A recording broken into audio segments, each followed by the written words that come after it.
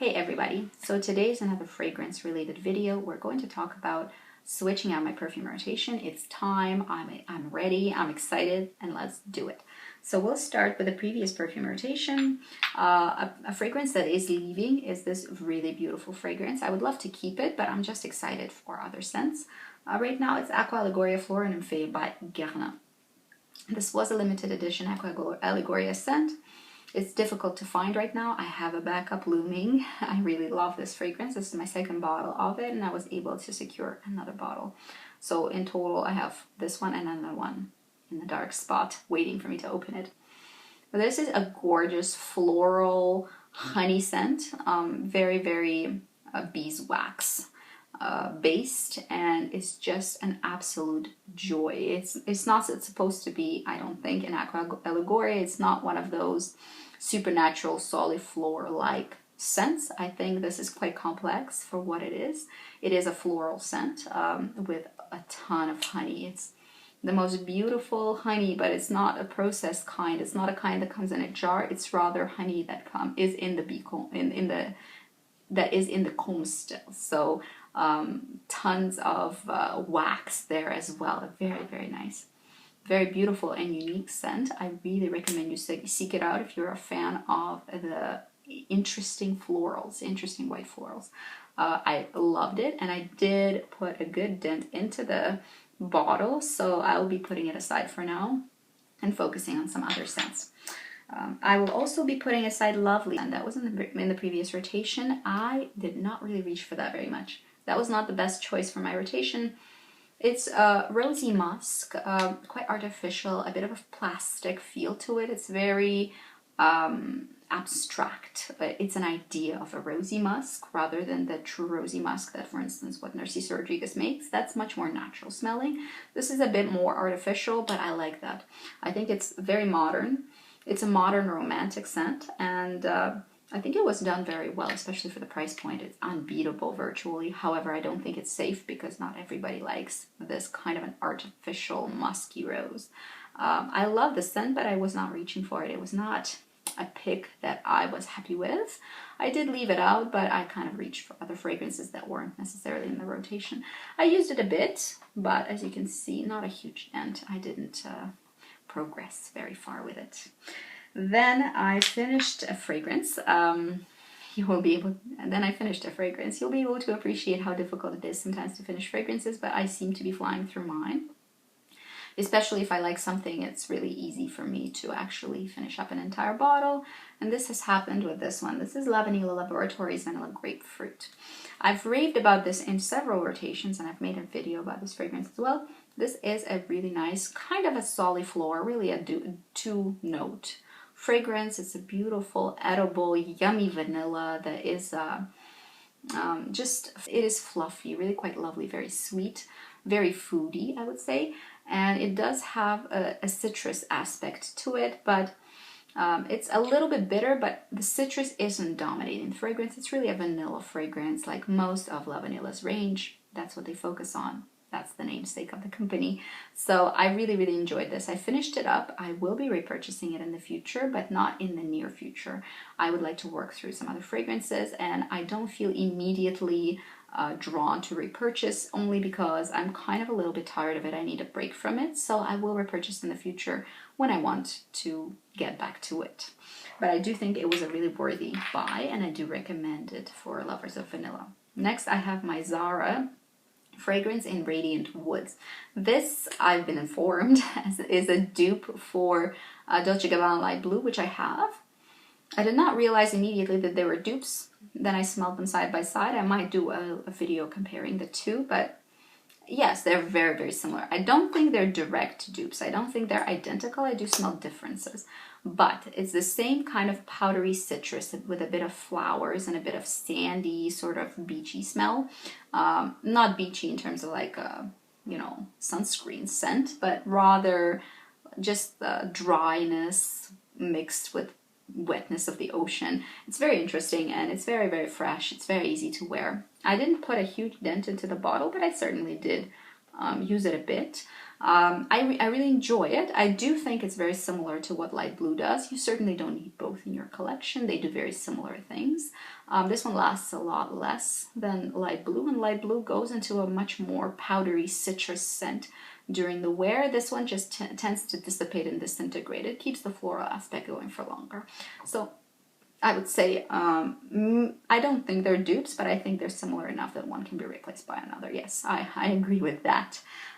So Zara Radiant Woods, I do recommend. It's fantastic for the price point. Zara had been surprising me with pretty good quality fragrances for what they charged for them, which is not very much. And it's such a pleasant, fresh scent. I like it a lot.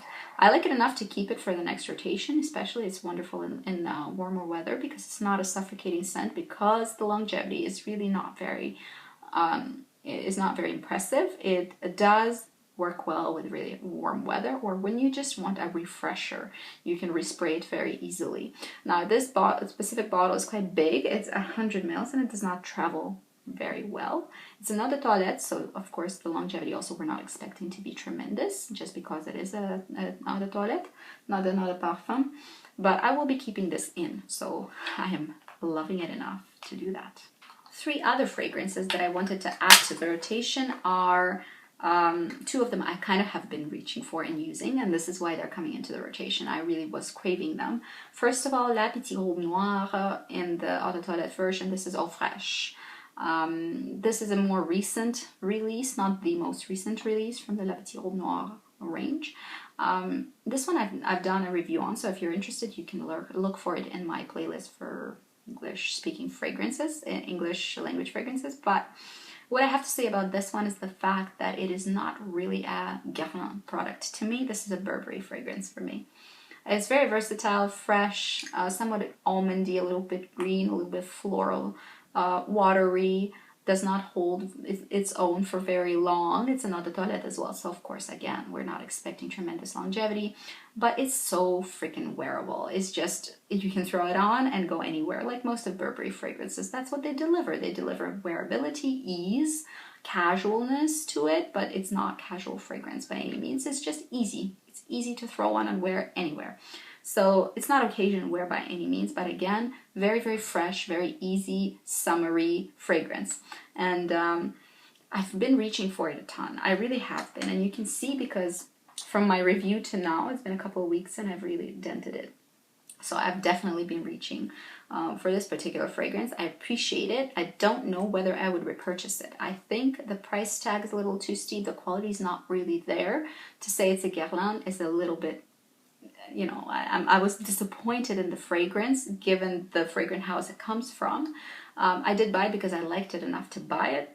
Whether I repurchase it, I don't think so, but I have been reaching for it. I have to be honest. I've been reaching for it a lot, and I think I'll continue reaching for it throughout the summer. This might be the next fragrance that kind of parks itself in my rotations and lives there for a while, because it's just so freaking easy for the summer. I really enjoy it. I think it's fantastic for the summer, but I have qualms with it, with the quality, with the kind of scent that it is for Guerlain. But I can't deny I've been reaching for sure. The next fragrance I really wanted to include in my rotation for a while, but I've been reaching for other things. Now it's in. This is my Cartier Lys Rose. This is their Eau de Toilette edition, sort of a fruity rose fragrance from the, from the Cartier line. It has the really amazing packaging that reminds you of a giant, most impressive lighter. The coloring of the packaging is a little bit rosy at the bottom. It's very, very pretty. The packaging is a, 5-star for me. This is fantastic. This is really interesting, minimalist, not fussy yet cool. Just what I like. This is what I like in packaging. I like an idea to be there for it to be easy and cool, and not too fussy, not too much, not everything like exploding in glitter from it. I don't like that in packaging. So this is really ideal in terms of what I like. And this is kind of a fruity, summery, smiley, springy, even girly rose.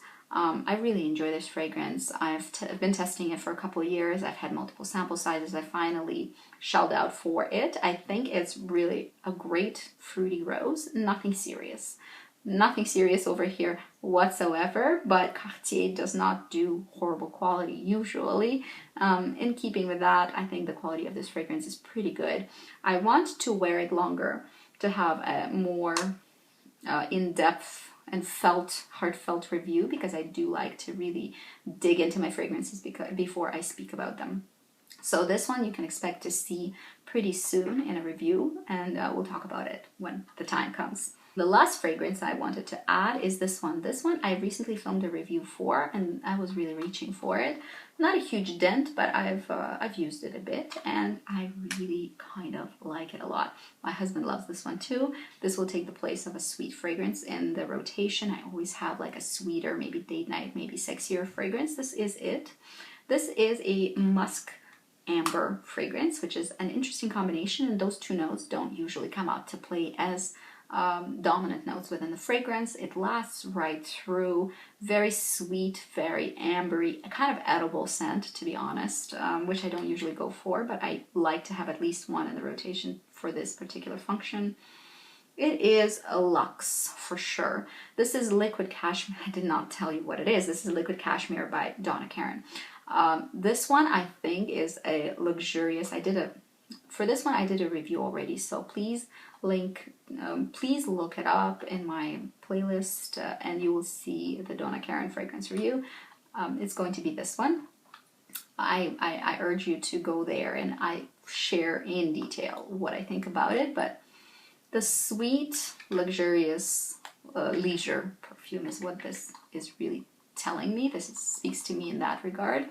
So for evenings with the family, for date night, for kind of casual, laid back occasions, I will reach for this. I have been. That's why I'm including it. So this is the set that I'll be using for the next little while. I'm very excited. I have been digging into these fragrances already, so I don't really feel like I'm switching them out necessarily. I'm basically putting in what I've been reaching for this time around. I haven't picked based on what I think I should try or what I think I'm interested to try. I've really picked what I've been reaching for. And these are the ones for now. If you have any questions, let me know, and expect a couple of reviews soon enough. One of them will, of course, be the Cartier fragrance. I have been on a hunt for it for a while. I've purchased it, and now I'm very ready to dig my little claws into that fragrance and see what it's all about. Really wear it a lot. So that's it for today. See you guys later. Have a good day. Bye bye.